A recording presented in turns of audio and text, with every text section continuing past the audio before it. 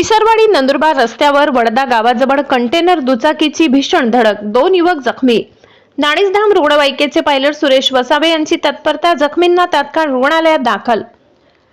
विसरवाडी नंदुरबार मुख्य रस्त्यावर वडदा गावाजवळ कंटेनर आणि दुचाकी यांच्यात भीषण धडक होऊन 2 युवक जखमी झाल्याची घटना घडली आहे. या अपघातामुळे परिसरात काही काळ तणावाचे वातावरण निर्माण झाले होते. मिळालेल्या माहितीनुसार GJ05 CY 2-2027 क्रमांकाचा कंटेनर आणि MH39 AM 0596 क्रमांकाची दुचाकी यांच्या समोरासमोर जोरदार धडक झाली. धडकेची तीव्रता इतकी मोठी होती की दुचाकीचे मोठ्या प्रमाणात नुकसान झाले. या अपघातात दुचाकीवरील राहुल चौधरी आणि आकाश जाव हे दोघे युवक जखमी झाले. अपघात होताच परिसरातील स्थानिक नागरिकांनी घटनास्थळी धाव घेत जखमींना मदत केली व तात्काळ मदत कार्य सुरू केले. दरम्यान कंटेनर चालकानेही माणुसकीचे दर्शन घडवत जखमींना मदत करण्यासाठी पुढाकार घेतला व तातडीने रुग्णवाहिकेला संपर्क साधला. घटनेची माहिती मिळताच नाणीसधाम रुग्णवाहिकेचे पायलट सुरेश वसावे यांनी तत्परता दाखवत घटनास्थळी धाव घेतली.